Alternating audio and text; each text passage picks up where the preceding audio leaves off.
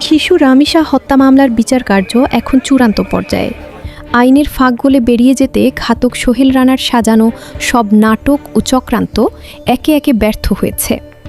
আদালতে তদন্ত প্রতিবেদন ও ফরেনসিক প্রমাণের ভিত্তিতে এটি দিবালোকের মতো স্পষ্ট হয়ে গেছে যে এই লোমহর্ষক হত্যাকাণ্ডের মূল হোতা সোহেল রানা নিজেই।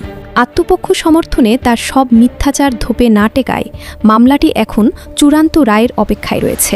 বিচার প্রক্রিয়ার শুরু থেকেই ঘাতক সোহেল অত্যন্ত চতুরতার সাথে ঘটনাটি ভিন্ন খাতে নেওয়ার চেষ্টা করেছিল। আদালতে সে শিশু রামিসার ওপর পাশবিক নির্যাতনের কথা স্বীকার করলেও হত্যার দায় চাপাতে চেয়েছিল ডলার নামের এক কাল্পনিক তৃতীয় ব্যক্তির ওপর। সে চেয়েছিল এই ধোঁয়াশা সৃষ্টি করে নিজেকে খুনের মূল দায় থেকে বাঁচাতে।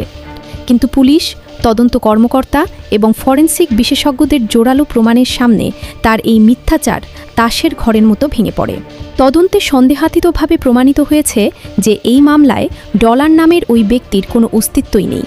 চিকিৎসকদের পেশ করা ফরেনসিক রিপোর্টে স্পষ্টভাবে উঠে এসেছে শিশুটির ওপর প্রথমে বলপূর্বক চরম পৈশাচিক নির্যাতন চালানো হয় এবং পরে অত্যন্ত নির্মমভাবে তার মাথা শরীর থেকে আলাদা করে ফেলা হয়।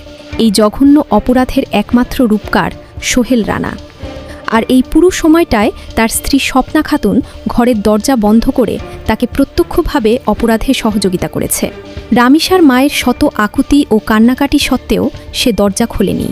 টানা কয়েকদিন ধরে মোট ১৬ জনের সাক্ষ্য গ্রহণের পর রাষ্ট্রপক্ষ ও বাদীর আইনজীবীরা ঘাতকের সর্বোচ্চ শাস্তির জোরালো দাবি জানিয়েছেন।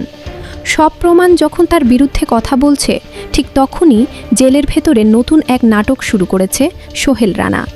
কারাসূত্রে জানা যায় সে এখন জেলের প্রকোষ্ঠে বসে ভয়ে কাঁপার অভিনয় করছে।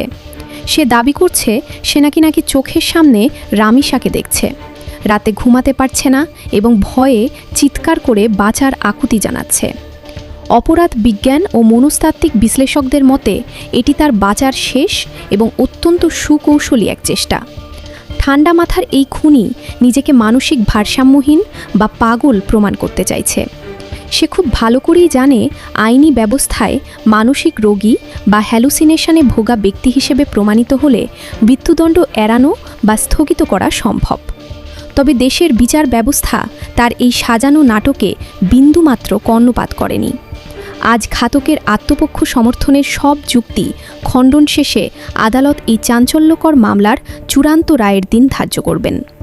আদালতের বারান্দায় দাঁড়িয়ে রামিসার বাবা মা বুক ফাটা আর্তনাদ নিয়ে দ্রুত বিচার এবং দৃষ্টান্তমূলক সর্বোচ্চ শাস্তির দাবি জানিয়েছেন।